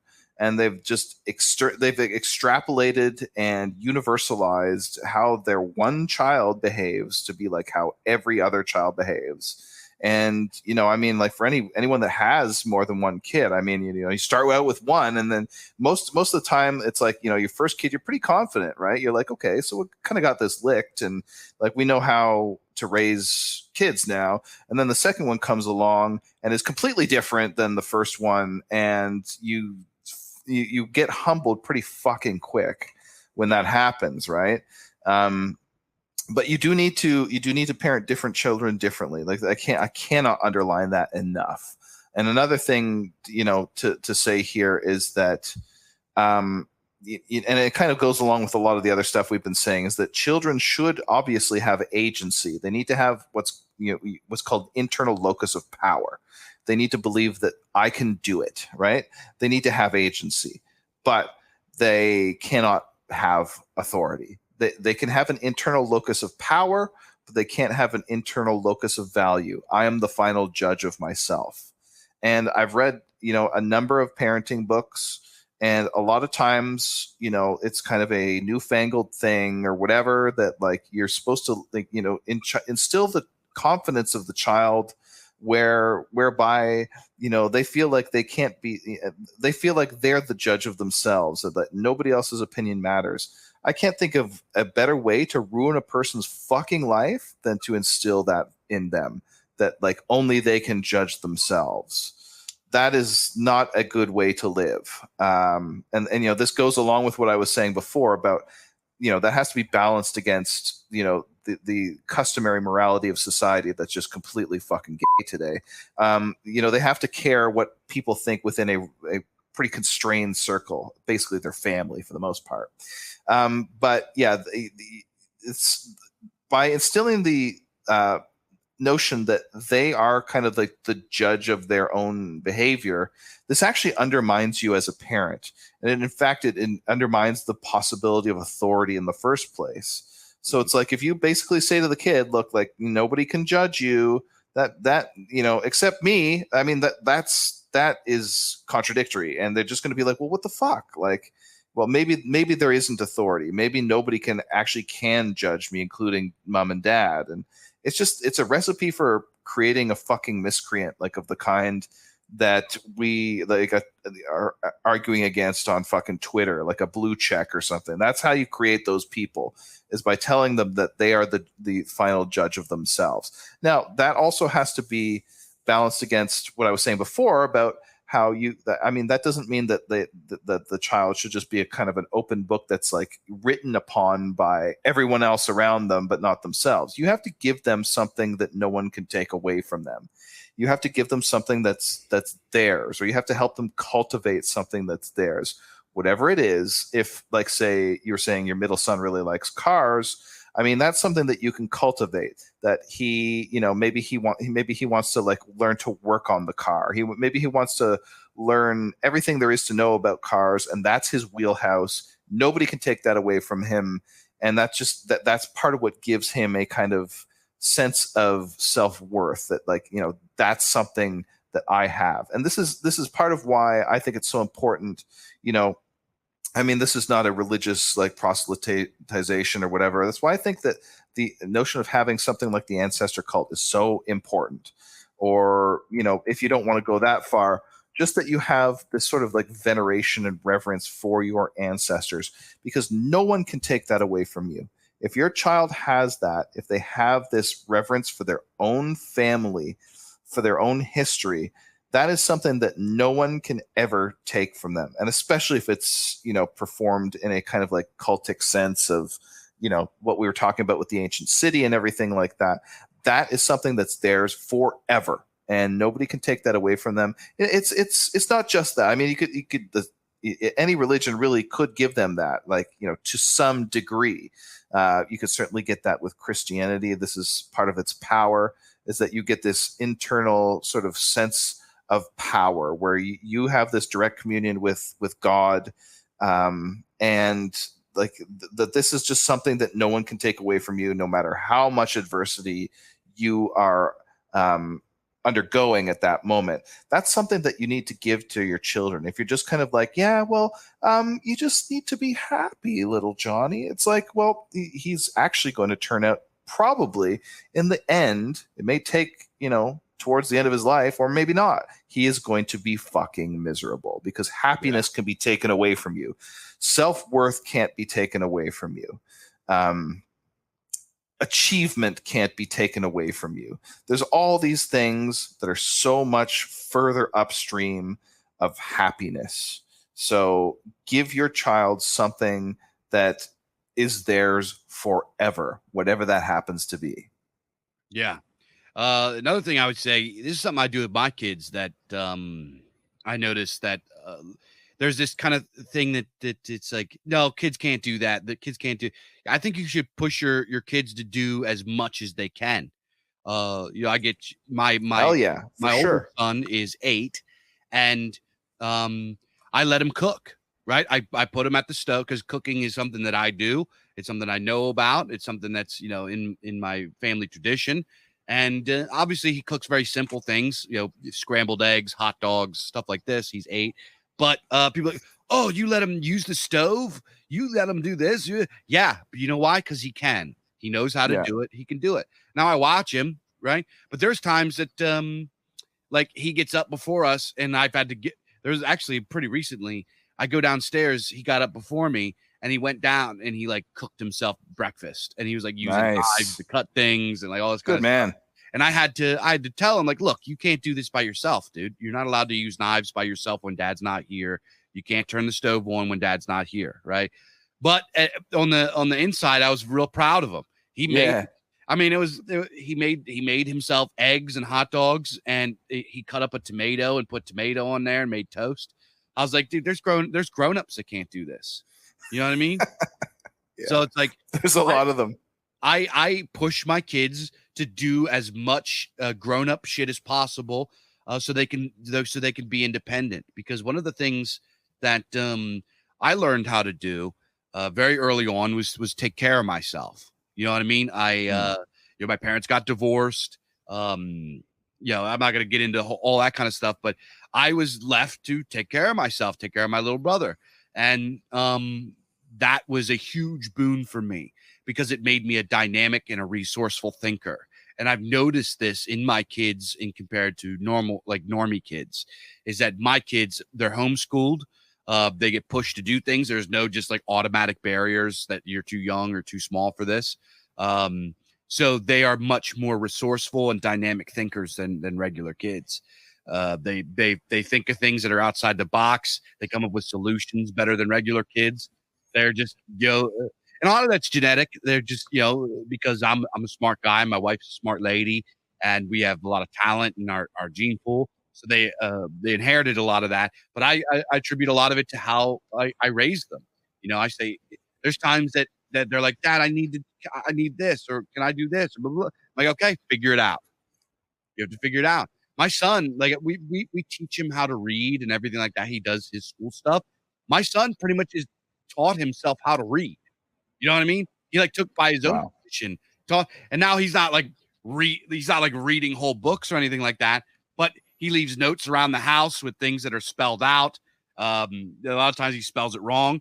But the fact that he like taught himself how to spell these things and how to read is like is pretty incredible. He's a really, really smart kid.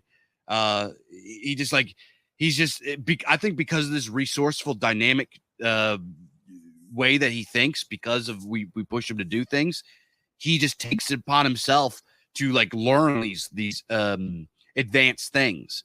He likes to, like all kids, he likes to play Minecraft. We try to keep him off of it, but he doesn't really like get sucked into Minecraft. He uses it as like an art extension, right? He puts, like, he builds models. He makes like characters out of the blocks and everything like that. I'm like, people are blown away when they see what this kid can do. It's really incredible what he's able to do, what he can make in this. Like he makes like, cartoon characters or whatever out of the blocks in Minecraft, and they look exactly like the characters, like proportions, all this kind of stuff. It's really, really, it's pretty impressive what this kid's able to do.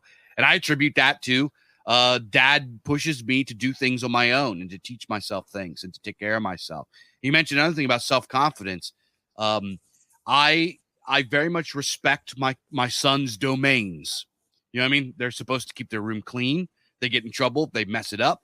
But I don't make their rooms the way that I want them. I'm like, I give them some decisions. Like, how do you want this? How do you want that? What do you want to put into your room? What do you want on your shelves? What do you want to collect? I make their rooms their domains, because I think that's an important part of being a male, is to having your own territory. and it reflect who you are. Right. So if they say, Dad, I want to just hang out in my room or whatever, I'm like, okay, go hang out in your room. I won't bother you. So I'm a disciplinarian. I'm kind of, but I push my kids to do this, and I give them independence, and because I that's just what they're made out of, I think.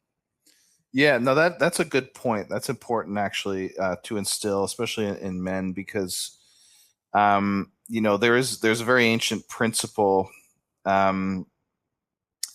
that suo quisque ritu sacrificia faciat, meaning that let each man perform the sacrifices according to his own right. Well, this is sort of basically saying don't tread on me. It's like the ancient archaic version of don't tread on me. There has to be a space into which authority cannot penetrate. This is just a sort of basic principle of being a fucking Aryan. The state has no business telling you how to raise your fucking children, no business telling you how to conduct your household, basically. But that sort of don't tell me what to do business stops at a certain point. It stops when you step outside of your house, basically. And you have to live in society, and we all have to get along and everything. But there is a sort of domain into which others are not able to impinge. So that's very important to teach boys that, especially when they're very young, that they have their room or their little wheelhouse or their little scope, their dominion, that they've got full control over. I mean, obviously they can't burn the fucking house down or anything like that, but that's their space. They need to have that space, and that's really important. So I'm glad that you brought that up. Another thing I want to sort of echo here and kind of reinforce for what you're saying, like that's quite remarkable what you're saying about your son able to teach himself how to read or to sort of get himself most of the way there or whatever. This is a bit of a sort of, something that becomes more important later on for kids, but learning how to learn or how to study is important. Yeah. It's sort of like a second order education, like learning how to educate yourself and do things for yourself. Like this is part of instilling, basically being able to do shit for yourself, being self-sufficient and self-reliant. That is super important. And I think part of that, sort of what is actually even at the bottom of that, is to instill in the child the faith that they will eventually succeed if they keep trying. And this is something that I try very hard to do with my kids, because I remember I had I've always had a very strong sense of like confidence in my own abilities as a kid. Not to like, toot my own horn or whatever, but it's like people always were like, wow, you're way ahead of the curve. You're a gifted child or whatever. But I always attributed that not to like, so much my like natural ability, but just because I'm fucking persistent and I don't give up. I mean, that's why I've been able to like build this publishing company. Is not because I'm like, a shrewd businessman or that I have like all of the, perfect storm of character traits to be able to do this. I have some of them, but the most important one I have is fucking tenacity. I don't give up, right? And if you instill in your child the faith that if they don't give up, they will eventually succeed, then they can do anything.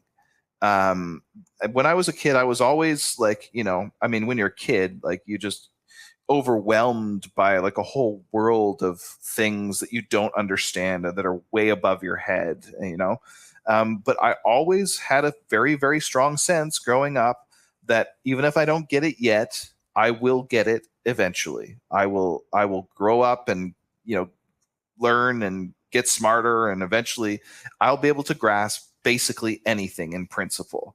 That was like, I've just always had a very, very strong sense of that. And I think that above anything else has been sort of whatever success I've achieved in life has in large part stood upon that confidence. So if you can instill that into your kids, they're going to go far. They are going to achieve, they're going to flourish and become what they are. They're going to achieve their potential. But they will achieve nothing if they don't have that faith. That's something that you really need to instill in them. And to a large extent, this is something that you can do. You can't, turn someone who's just naturally stupid at math into like a math genius, but you can give them this. You can instill in them this confidence that they will eventually get it. Try, and you will succeed eventually. That is kind of if there is a one weird tip for being successful in life, it's that, right? Like, this world belongs to guys that fucking show up, and you only show up if you think that you can do it. So that's an important thing that you can do for your kid as a dad. Yeah. Involve your kids in what you're doing. That's something that even if they don't understand, even if they can't do it, like, for example, my son is 4. My middle son is 4. He can't read. He doesn't but he knows that daddy makes books, and he comes up into the studio sometimes and he sits on my lap when I'm doing layout for like the interior of a book. He can't read it. He doesn't know what indentation is. He doesn't really understand what paragraphs are. He like remembers the words.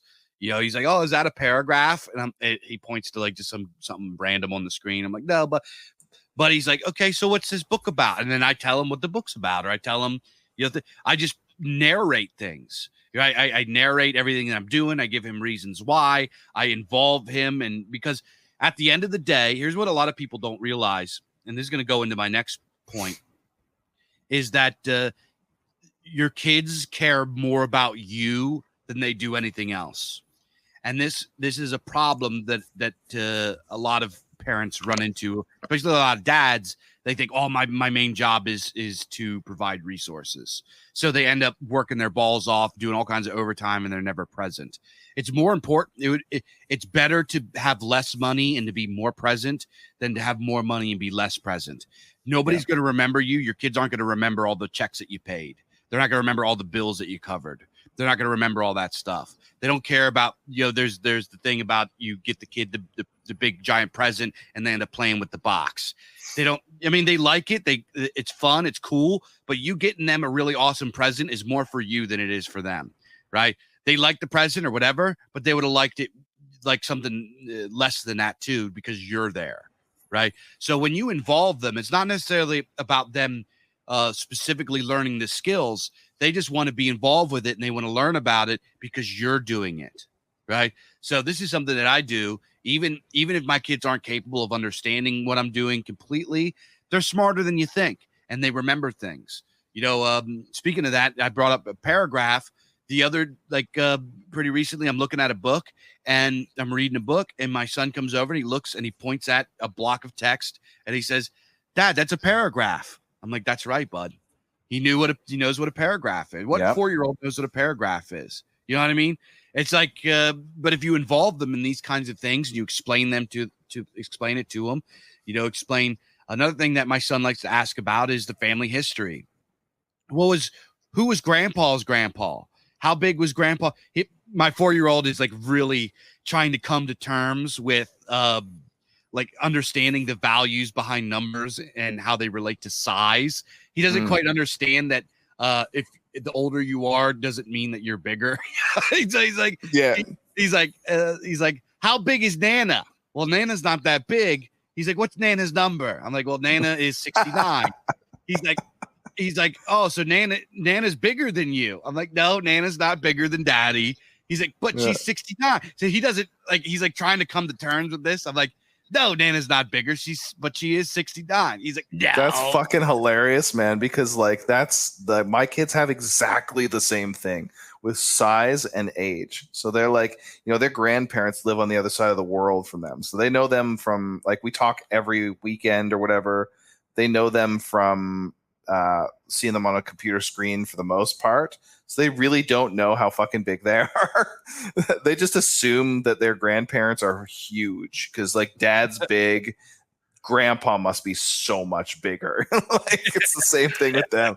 It's funny how they all think that, Yeah. Fuck. It's another thing. Talking about my son, my middle son. This is a hilarious thing that he's doing because he's the middle kid. He's just trying to rack up some W's. So he's like, he doesn't get as much attention as the littlest one, but he's also not as big as his big brother. So he wants to be the man at something. So he's always like, yeah, well, I'm bigger at this, or I'm stronger at this. And the other day he goes, he's 4 years old. He's, we're working with him on potty training. So we have to answer lots of weird questions about pee-pees and going potty and body parts and stuff like that. And my oldest son's named Logan, and he pulls out his wiener, and he goes, Dad, my pee-pee's bigger than Logan's. Nice. So he's very just important for a young man. Very important. But yeah, dude. Damn. Yeah, raising kids is both the hardest and most rewarding thing that you will ever go through, and it is going to change you permanently. And for those of you that don't have kids, if you look in on young parents raising a bunch of kids, you're like, oh well, I don't know if I could ever do that. You can do it. What you need to understand is that if you love your children, you will be okay, right? You don't need you should read the baby books and all this kind of shit, but you just got to just do it.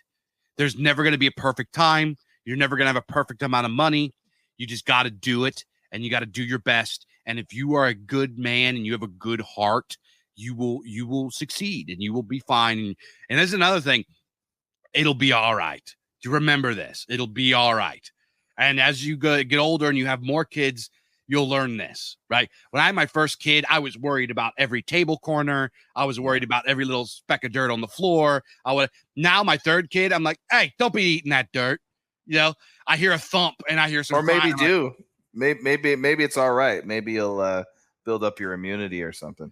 Yeah, exactly. Get that crap out of your mouth. As long as she's not eating screws or something, that it's fine. Your kids are gonna fall. Your kids are gonna get hurt. They're gonna bonk their heads. It's just what kids do. They're gonna be all right. It's gonna be fine. Very recently, I had my first hospital trip with my kids. My 4-year-old fell off of a playset and broke his fucking arm. Ooh. And that I'm a guy that does not I don't deal well with bodily injuries. Those shows where it shows people doing surgeries and having horrible injuries in the ER with fucking, fence pickets sticking out of their skull and shit. I don't watch them. They make me really anxious. So my son broke his arm and it was fucked. It was flopping everywhere. I'm like, my son's going to have a fucked up arm for the rest of his life. Oh my God.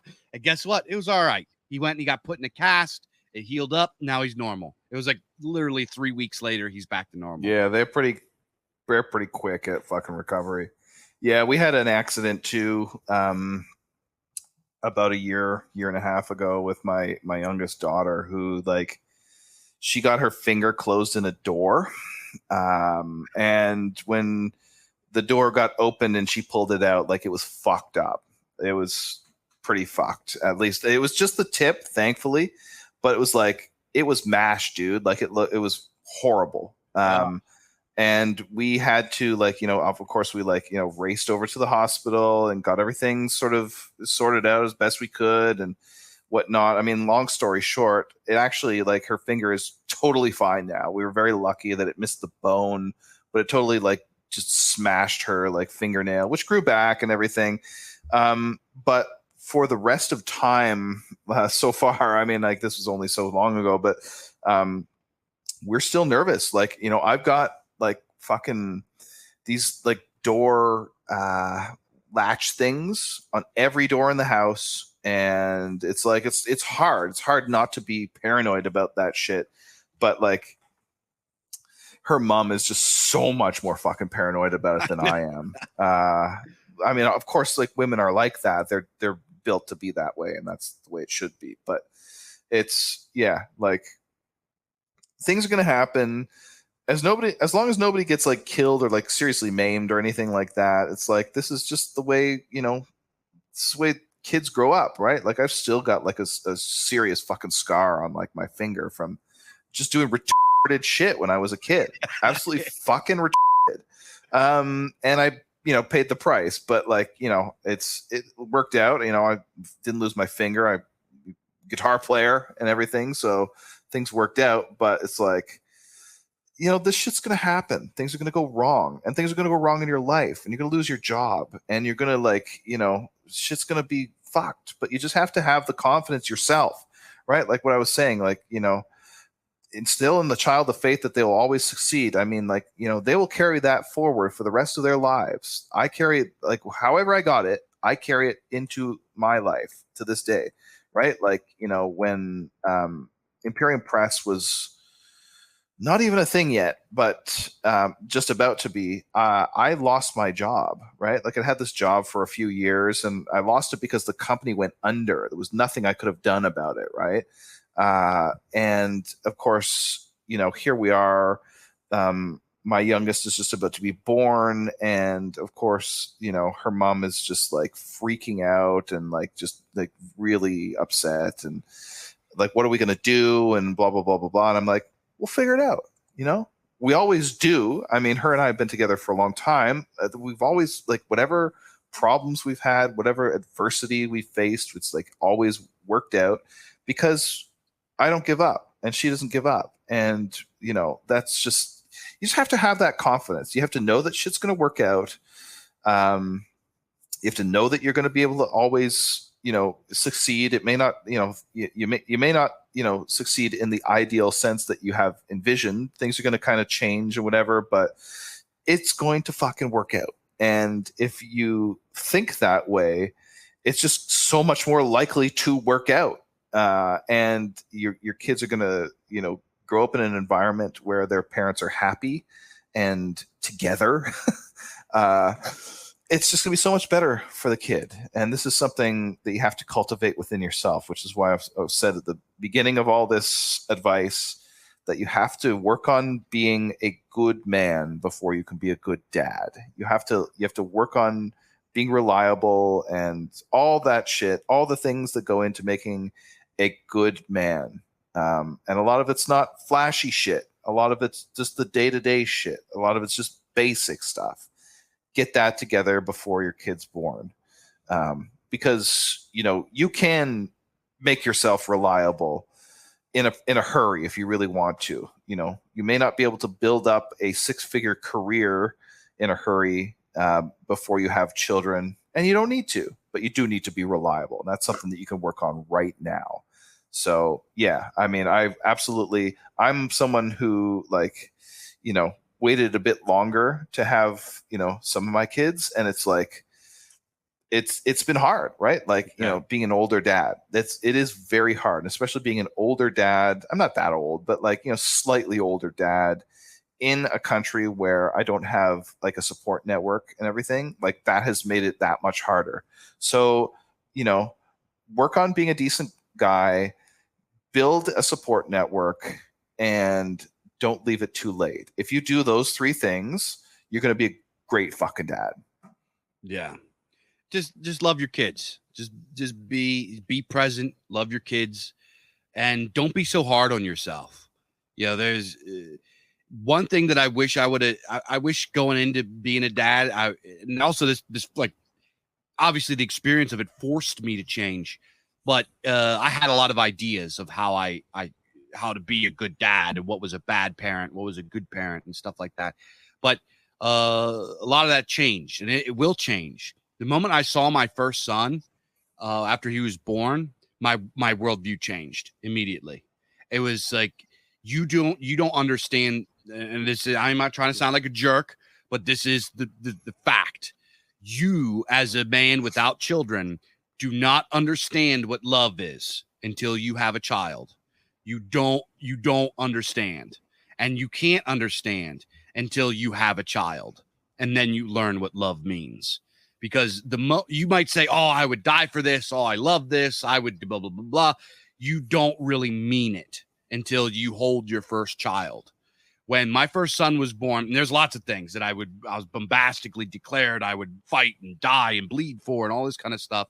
And I wasn't full of shit, but I didn't mean it in a way that I now understand it. When my son came into my arms the first time, the first thought in my mind was, I would kill everybody in this room to protect this baby, even if they did nothing wrong. If I had to, I would strangle and murder all these nurses if I had to protect this child. You know, I knew that I meant it, and I knew that. And here's another thing: I wouldn't feel any remorse for it. You know what I mean? That's something that you learn is what life has the most value to you, what love actually means, and you also learn another thing I would put in there. This is the hardest one, is patience, because I'm a very impatient guy. It is, man, the kids are going to test your patience to the furthest that you could ever possibly imagine. You are going to be on the edge of flip out all the time. Daddy, blah, blah, blah, blah, blah, blah, blah, blah. They do bad stuff. They don't listen. The goofy stuff happens. And then on top of it, all of the external world is crushing down on you. And I'm not trying to make it sound like this big morbid thing, but when you get into it, and when you have these pressures, once you become dad, I would never want to go back to my bachelor life. You know what I mean? I don't even desire that anymore. Here's the thing. I don't remember what it was like. And there was a long period, before, like, my young kids were born. It's like, that seems like another lifetime. I just can't remember. And that's not that long ago. It's only a number, relatively few number of years ago. I don't even remember who I was back then. I mean, I can remember. I remember, like, doing this and, like, having these friends and being in this place and stuff. But it's like, it just seems like another person. Do you know what I mean? Yeah. Dave before kids, I hate that guy. I think he's a faggot. Yeah, I get that. I mean, I don't have quite the same visceral response to myself. I mean, I certainly like, I recognize now that I basically wasted my 20s in a lot of pointless endeavors, right? And so in that sense, I agree with you, about myself. But yeah, I mean, like, you grow up in a hurry. Yeah, you have to, right? Like, there's nothing that teaches you lessons more than this.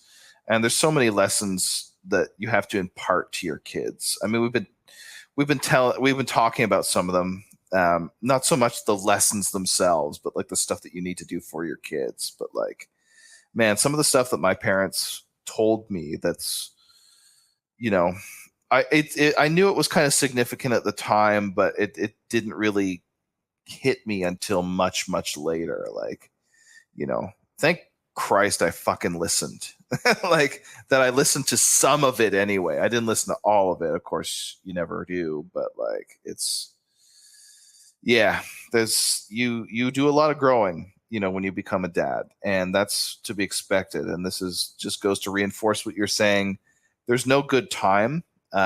You're going to grow after you have kids or adopt kids or whatever. After you have a family, you're going to grow as a person. So don't think that you need to get all that growing done first, right? Half of what's important is that you have the energy to be able to do it. And, we're kind of belaboring that point, but it really cannot be overemphasized that, like, a 25-year-old dad is, holding everything else constant except, say, income, right? It's so much better than a 35-year-old dad. Like, a 25-year-old dad that's like in the lower, middle class or lower class or whatever, working class, is so much better than a 35-year-old dad that's like got his shit together and like a great career and whatever. Even if he has all the time in the world, it's still like, if you have that energy, if you have that, like, life force in you, when you're raising kids, it's so much better. And this is like the exact opposite of what what we're taught.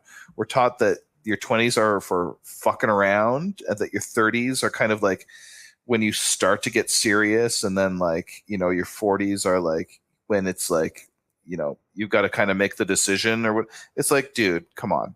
Like, you should be, I mean, everyone's different, obviously, caveat, whatever, but like, realistically, that's the natural and healthy way that it should be, right? Is have your kids when you're fucking young. You know, That's my biggest regret is I started late. You know what I mean? I'm 35 now. Once you hit you young guys, you know, I'm not some old guy, but once you hit mid 30s, you start to feel aging. You don't understand like aging yet. And when you hit 35, it's like, fuck. Now you got to start taking your nutrition to heart. You got to look out for your lifestyle. You got to like when I was in my 20s, I could eat whatever I want. I could do whatever I want. It didn't matter. Blah, blah, blah. Now it's like if I don't have proper nutrition, I feel it. If I'm not in the gym, I feel it. If I'm not taking care of myself, I really, really feel it. And I now have like an actual relationship with my own mortality. And one thing that I have learned, and I said this before, as a father, and especially as a father that is red pilled or whatever, don't be so hard on yourself. Don't let like purity spiraling don't let like the perfect be the enemy of the good. Sometimes you're gonna want to sit your kids in front of the TV and let them watch for a little while so you can get some fucking peace of mind and get some quiet. You know what I mean? Because if you don't, you are going to be miserable. You have to look out for your own health, your own safety. You have to look out for your own well-being, your own happiness, because that trickles down to the rest of the house. Dad's mood, they say happy wife, happy life, and that's important to a point, but the entirety of the mood of the house trickles down from you, period. I can't tell you how many times like I'm in a shit mood or like something's going wrong, etc. I'm just like in a bad fucking mood. I'm miserable. And then like I get over it after a few hours or whatever. And I notice the rest of the house, everybody else is miserable. And I'm like, what's wrong with everybody here? But what happened was I was miserable and then everybody else adopted it. So it all trickles down from you, the mood, the just how your household is handled, just like the personality behind your household, everything. You set the tone for how your household operates. And just don't be so hard on yourself. If be present, make sure your wife is in order. Don't be afraid to stand up to her and bully her into doing things that are good for her and things that she's gonna like. Right? Be that person, and you'll be all right. Everything will be all right. And let me tell you this: when I had my kids, or the last place that I worked with a lot of single people, and they're like, "Oh, you have kids? I mean, I'm never gonna have kids. I just want to do whatever I want. I don't want. They acted like having children was slavery, and when I pushed back, and I was like, actually, I was liberated from a meaningless existence by having children, and that like pissed them all off and like fucking really stuck deep. But I really do. I feel, and I'm not saying that people out there that don't have kids have a meaningless existence. There's plenty of people that have meaningful existences that are good people that don't have kids. I'm not saying if you don't have kids, you're a piece of shit. But what I am saying is that what was I doing before kids? I was playing guitar in a band. I was smoking weed and doing drugs and goofing off and talking to dirty girls. And like what I was doing didn't really matter. You know what I mean? So I feel that having children, while it is a lot of work, the duty of being a father liberated me from what I was doing before. Yeah, I'm going to agree and amplify there and say, like, you're talking about pushing guys into doing shit that they, that they're going to like, that most men should have children. Most people should have children. That it really is one of those things that is like, unless you're fucking Napoleon or, like Donald Trump or some very important person, some very famous person, probably the most important thing you're going to do in your life is have kids. For most people, that is the most important achievement that they're going to ever have. That's what they're going to be remembered for. If they're remembered at all, it'll be probably through them. And that's not like, a lot of people are like, oh, that's, what a pathetic sort of existence or whatever. No, there's something noble and great about that, about leaving behind a lineage, whether it's a genetic lineage or whether it's, adopting children or whatever. It's like leaving behind a legacy that fucking matters. That's what matters. So I would amplify that and say, like, that this is probably the most important thing that most guys are going to do. Very much worthwhile. So yeah, well, we're coming up on 2 hours here, Dave. We made it here. I didn't think we were going to go that long, but of course, like we said at the beginning, this is probably the most important topic that we could discuss. So, do you have any final thoughts? I would just say, like we said before, there's no perfect time. There's no perfect amount of money. Don't be so hard on yourself. Just take care of business. Just if you are with a woman and you guys are thinking about it, just do it. Just stop. Don't suffer from analysis paralysis, because it's going to be the greatest thing that ever happened to you. And you guys out there that don't have kids, I know quite a few couples that they listen to the bullshit and they missed their opportunity to have kids. Now they're aging. That's okay. You can't go back and change it, but what you can do is be supportive of people that do have kids, right? You see mom or dad like at a place by themselves, and they got a gaggle of kids, and they're carrying a car seat. Hold the door for them. You know what I mean? Just look out and help and be there. Be part of a help network. Be part of the network that parents need if you're in that position, right? So just it's the greatest thing that could ever happen to you, and you'll be all right. Everything will be all right. And being a dad we need to bring back the power of dad. Right? Dad needs to be looked at as a regal thing again. We got to look at dad again like he's the man. When he comes home, people report to him. People have love and respect for fathers, because without the echelons, without the varying levels of dads in society, we can never have true nationalism. We can never have a healthy, happy, and strong society. And that's all I would say about it. Yeah, well, that is the etymological root of patriotism, is fatherland, the pater. So there's something noble about that. So with that said, Dave, do you want to lead us out here? Yes, sir.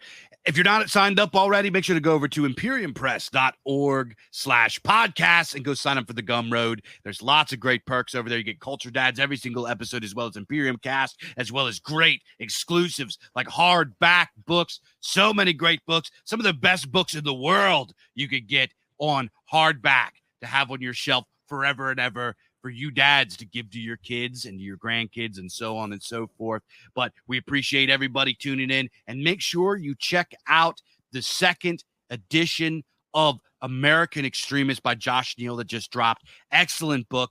It is an updated version, extra essays, extra content. So go over to imperiumpress.org and check out the new edition of the American Extremist. Buy yourself a copy. You're going to love it. It's really, really great stuff. If you want to check out what I'm doing, go over to thebizarrearchives.com/shop and go buy some books. If you're in the US of A, you can order directly from us and get a cool free bookmark. But you follow us on Twitter and Telegram at The Bizarre Archives. You can follow Imperium Press on Telegram as well. Are you guys back on Twitter yet with the Elon Twitter? I was on Twitter for 5 minutes before I got banned again. It's been a while, though. You could probably try again. I think I will probably. I'm waiting a little bit for them to get their shit sorted out, but they definitely, like, I made no attempt to hide it. This time I signed up for, at Imperium__press, and I put on, like, our avatar and everything, and they just scooped me in 5 minutes. They were like, "Yeah, you're gone." So yeah, we'll see what happens. I might try again in a few weeks. Oh yeah, excellent. All right, dads. I'll see you guys next time.